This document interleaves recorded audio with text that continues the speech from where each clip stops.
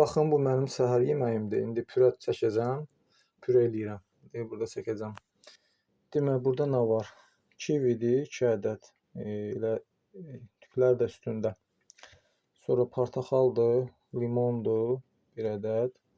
Sonra göy almadır, qırmızı almadır. Sonra mandalindir. Bax bunlardır. İndi bunları mandalin, portaxal da ki qabıqlı. Lift özündən çox qabığında var lift. Həm də ki mineral vitamin doludur tərkibində.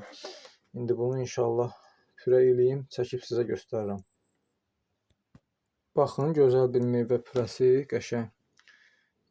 Bəzi insanlar var ki, yaşlı insanlardan onkoloji xəstədirlər, dişləri yoxdur. Bax, bu onlara verin. Yəni bunu yemək üçün diş lazım deyil də. Bunu qoysan ağzına əriyib gedir.